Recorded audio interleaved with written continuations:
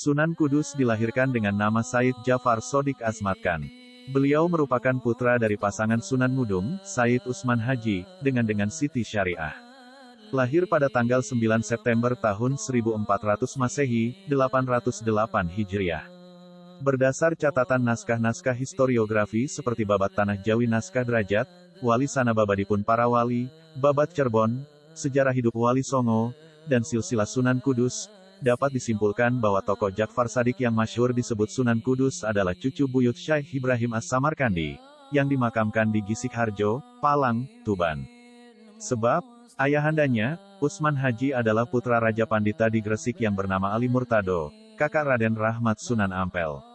Atas alasan kerabat Sunan Ampel itulah Usman Haji atau Sunan Ngudung dinikahkan dengan Syarifah Ruhil atau Dewi Ruhil yang bergelar Nyai Anom Manyuran binti Nyai Ageng Melaka binti Sunan Ampel. Sunan Kudus menikah dengan Dewi Ruhil, putri Sunan Bonang. Dari pernikahan tersebut beliau dikaruniai keturunan yaitu 1.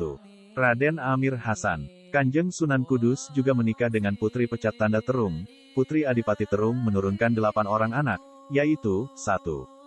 Nyi Ageng Pembayun, 2. Panembahan Palembang, 3. Panembahan Mekaos Honggokusumo, 4. Panembahan Kadi, 5. Panembahan Karimun, 6. Panembahan Kali, 7. Ratu Pradabinabar menikah dengan Pangeran Pancawati, Panglima Sunan Kudus. 8. Penembahan Joko, wafat sewaktu masih usia muda.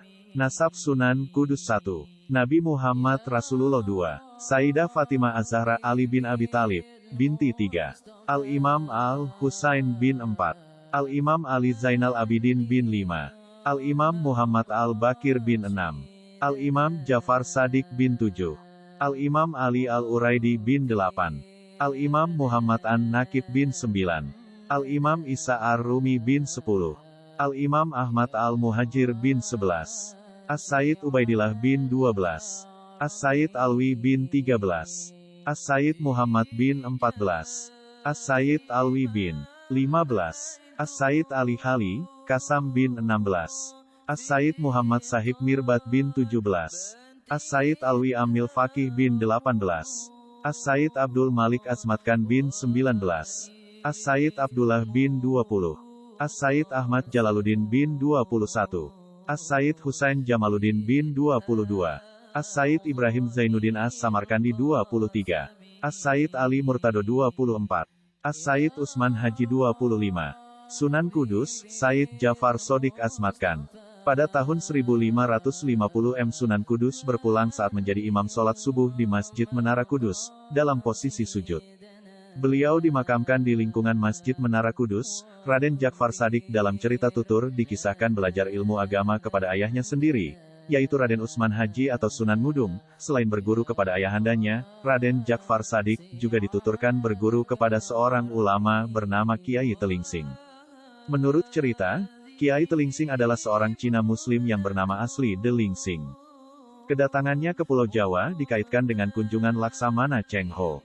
Sebagaimana disebutkan dalam sejarah, kedatangan Laksamana Cheng Ho ke Pulau Jawa, selain untuk mengadakan tali persahabatan, juga menyebarkan agama Islam melalui anak buahnya yang ditinggalkan di sejumlah daerah. Sunan Kudus juga belajar kepada beberapa ulama terkenal. Di antaranya kepada Sunan Kalijaga, Ki Ageng Ngerang dan Sunan Ampel. Kanjeng Sunan Kudus banyak berguru untuk Sunan Kalijaga dan beliau mempergunakan gaya berdakwah ala gurunya itu yang sangat toleran pada hukum budaya istiadat setempat serta metode penyampaian yang halus. Didekatinya masyarakat dengan memakai simbol-simbol Hindu-Buddha seperti yang nampak pada gaya arsitektur Masjid Kudus. Guru-guru beliau 1. Sunan Ngudung 2. Sunan Kalijaga 3. Kiai Telingsing 4. Ki Ageng Ngerang. Ketika terjadi perselisihan internal di Kerajaan Demak, Sunan Kudus kemudian pindah ke kawasan Tajuk. Di kawasan Tajuk ini, Sunan Kudus tidak lagi aktif di dunia politik dan fokus menyebarkan dakwah Islam. Di sana Sunan Kudus mendirikan sebuah masjid bernama Al-Aqsa pada tahun 1549 Masehi. Hingga masjid tersebut menjadi pusat dari kota Kudus kala itu. Dari masjid inilah, perjuangan Sunan Kudus mensyiarkan agama Islam dimulai. Pendekatannya tanpa paksaan, dan menghormati nilai kepercayaan pra-Islam yang masih dianut oleh masyarakat sekitar. Ketika terjadi perselisihan internal di Kerajaan Demak, Jafar Shadiq kemudian pindah ke kawasan Tajuk, sebagaimana dikutip dari buku Sejarah Kebudayaan Islam, 2020, yang ditulis Suhailid. Di kawasan tajuk ini, Jafar Shadiq tidak lagi aktif di dunia politik dan fokus menyebarkan dakwah Islam. Anak-anak beliau 1. Amir Hasan 2. Panembahan Kudus 3. Nyai Ageng Pambayun 4. Amir Hamzah, Panembahan Palembang 5. Panembahan Makaos Honggokusumo 6. Panembahan Kadi 7. Panembahan Karimun 8. Panembahan Jaka 9. Ratu Probodinalar murid-murid beliau 1. Arya Penangsang di Jipang 2. Sunan Prawata 3. Sultan Pajang sebagaimana wali songo lainnya, Raden Jafar Shadiq berusaha mendekati masyarakat untuk menyelami serta memahami apa yang diharapkan masyarakat. Dan dalam hal dakwah langsung ke tengah masyarakat itu, Raden Jafar Shadiq banyak memanfaatkan jalur seni dan budaya beserta teknologi terapan yang bersifat tepat guna, yang dibutuhkan masyarakat. Menurut primbon milik Prof. K.H.R. Moh Adnan, sebagai anggota Wali Songo, Raden Jafar Shadiq dalam menjalankan dakwahnya mendapat tugas memberi bimbingan dan keteladanan kepada masyarakat sebagai berikut. Sunan Kudus termasuk pendukung gagasan, Sunan Kalijaga dan Sunan Bonang yang menerapkan strategi dakwah kepada masyarakat sebagai berikut, membiarkan dulu adat istiadat dan kepercayaan lama yang sukar dirubah. Mereka sepakat untuk tidak mempergunakan jalan kekerasan atau radikal menghadapi masyarakat yang demikian. Bagian adat yang tidak sesuai dengan ajaran Islam tetapi mudah dirubah maka segera dihilangkan. Tutwuri Handayani, artinya mengikuti dari belakang terhadap kelakuan dan adat rakyat tetapi diusahakan untuk dapat mempengaruhi sedikit demi sedikit dan menerapkan prinsip Tutwuri Hangiseni, artinya mengikuti dari belakang sambil mengisi ajaran agama Islam. Menghindarkan konfrontasi secara langsung atau secara keras di dalam cara menyiarkan agama Islam. Dengan prinsip mengambil ikan tetapi tidak mengeruhkan airnya, pada akhirnya boleh saja merubah adat dan kepercayaan masyarakat yang tidak sesuai dengan ajaran Islam tetapi dengan prinsip tidak menghalau masyarakat dari umat Islam. Kalangan umat Islam yang sudah tebal imannya harus berusaha menarik simpati masyarakat non-muslim agar mau mendekat dan tertarik dengan ajaran Islam. Hal itu tak bisa mereka lakukan kecuali dengan konsekuen. Sebab dengan melaksanakan ajaran Islam secara lengkap otomatis tingkah laku dan gerak-gerik mereka sudah merupakan dakwah nyata yang dapat memikat masyarakat non-muslim. Strategi dakwah ini diterapkan oleh Sunan Kalijaga, Sunan Bonang, Sunan Muria, Sunan Kudus dan Sunan Gunung Jati. Karena siasat mereka dalam berdakwah tak sama dengan garis yang ditetapkan oleh Sunan Ampel maka mereka disebut kaum abangan atau aliran Tuban. Sedang pendapat Sunan Ampel yang didukung Sunan Giri dan Sunan Derajat disebut kaum putihan atau aliran Giri. Namun atas inisiatif Sunan Kalijaga, kedua pendapat yang berbeda itu pada akhirnya dapat dikompromikan. Di Kudus pada waktu itu penduduknya masih banyak yang beragama Hindu dan Buddha. Untuk mengajak mereka masuk Islam tentu bukannya pekerjaan mudah. Terlebih mereka yang masih memeluk kepercayaan lama dan memegang teguh adat istiadat lama, jumlahnya tidak sedikit. Di dalam masyarakat seperti itulah Jafar Shadiq harus berjuang menegakkan agama. Pada suatu hari Sunan Kudus atau Jafar Shadiq membeli seekor sapi, dalam riwayat lain disebut kebo gumarang. Sapi tersebut berasal dari Hindia, dibawa para pedagang asing dari kapal besar. Sapi itu ditambatkan di halaman rumah Sunan Kudus. Rakyat Kudus yang kebanyakan beragama Hindu itu tergerak hatinya, ingin tahu apa yang akan dilakukan Sunan Kudus terhadap sapi itu. Sapi dalam pandangan Hindu adalah hewan suci yang menjadi kendaraan para dewa. Menyembelih sapi adalah perbuatan dosa yang dikutuk para dewa. Lalu apa yang dilakukan Sunan Kudus? Apakah Sunan Kudus hendak menyembelih sapi di hadapan rakyat yang kebanyakan justru memujanya dan menganggap binatang keramat? Itu berarti Sunan Kudus melukai hati rakyatnya sendiri. Dalam tempo singkat halaman rumah Sunan Kudus dibanjiri rakyat, baik yang beragama Islam maupun Buddha.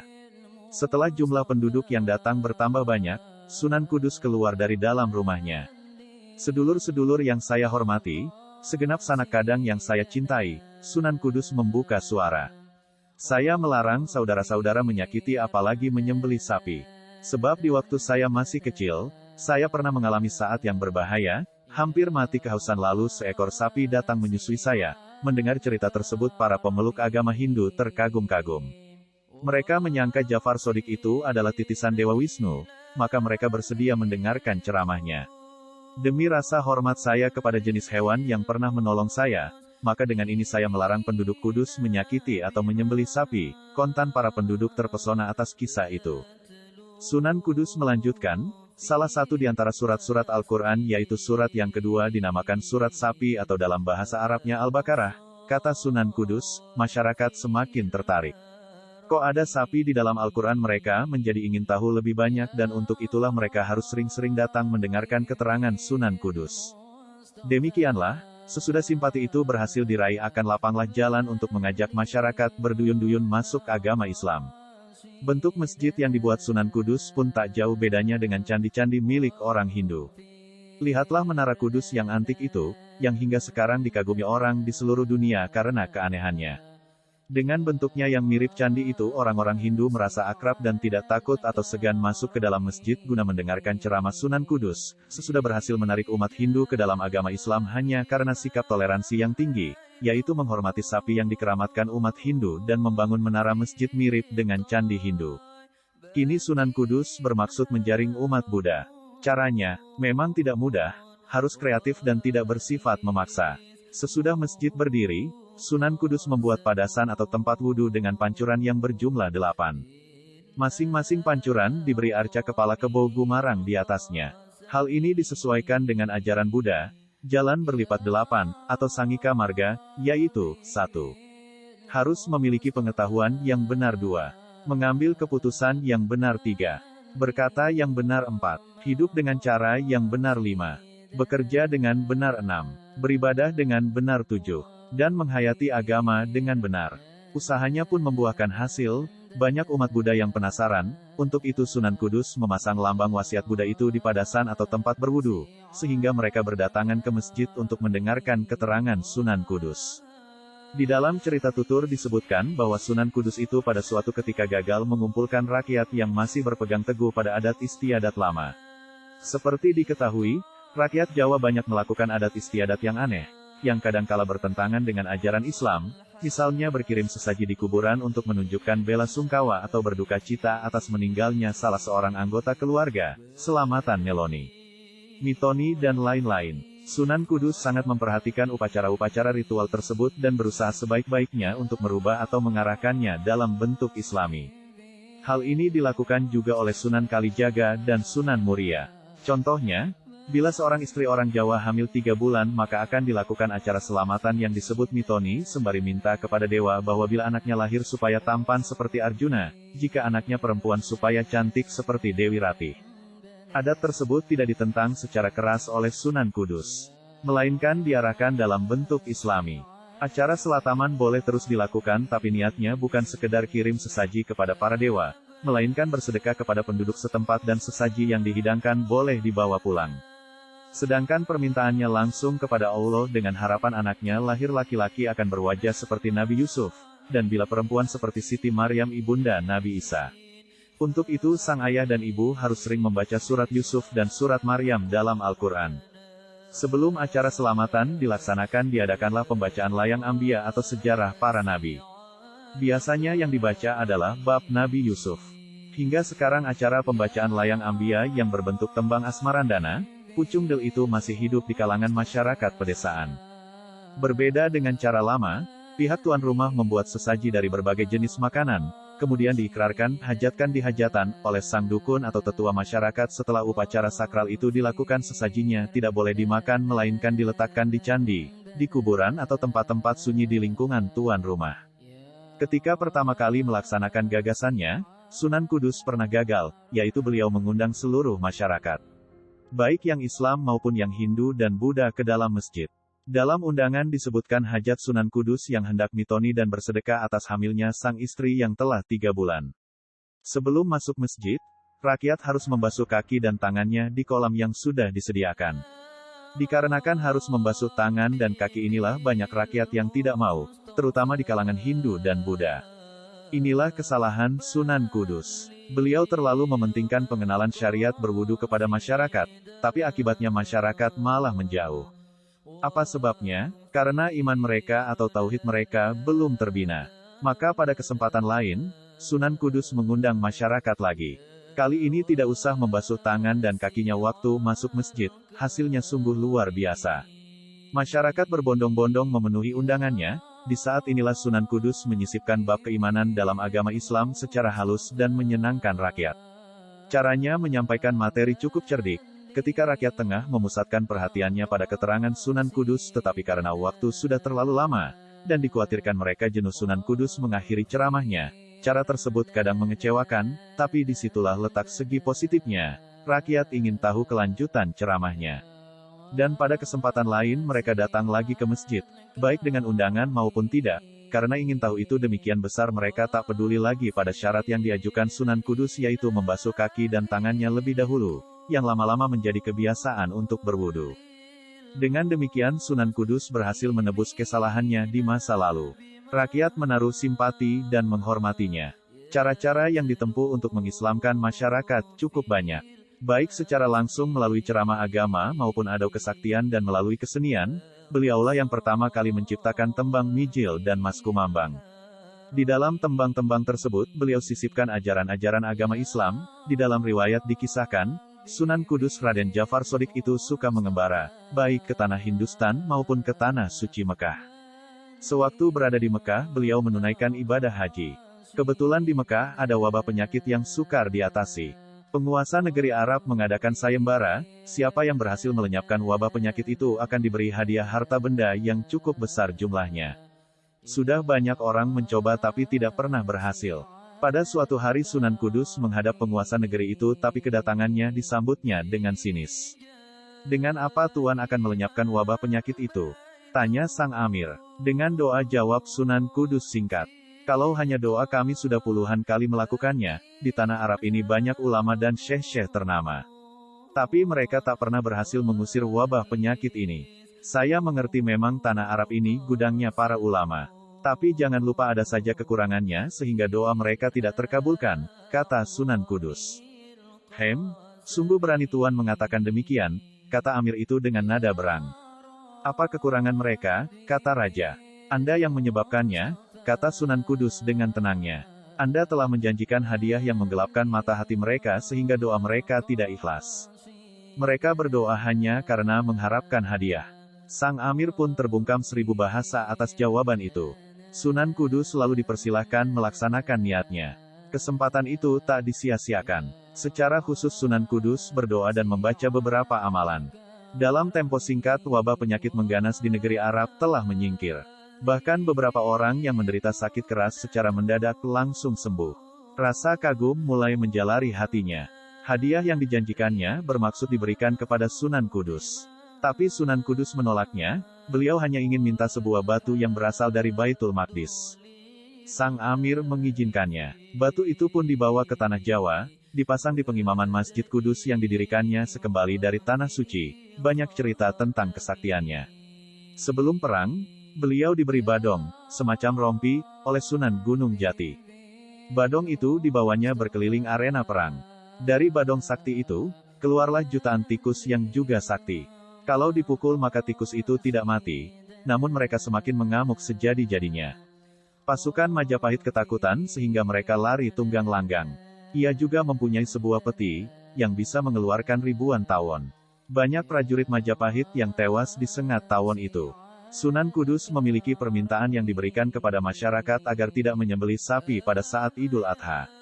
Hal ini dikarenakan binatang sapi sangat dihormati oleh masyarakat Hindu-Buddha pada waktu itu. Sebagai gantinya, mereka dapat menyembelih kerbau sebagai hewan kurban. Kepercayaan tersebut hingga kini masih dilakukan oleh masyarakat Kudus hingga sekarang. Sikap toleransi yang dicetuskannya menjadi kunci agar masyarakat sesama Muslim bisa hidup rukun berdampingan dengan sesamanya dan golongan lain yang berbeda.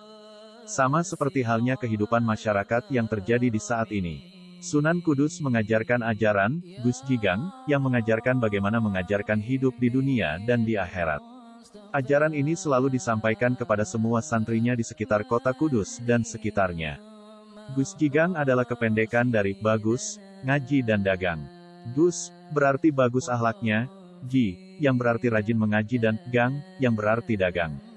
Maksud dari Sunan Kudus adalah selain mementingkan duniawi, harus diimbangi dengan kehidupan untuk akhirat, sebagaimana yang tersirat dalam ajaran Gus Jigang tersebut. Maka tidak mengherankan jika kota Kudus adalah kota yang memiliki perkembangan ekonomi yang sangat pesat.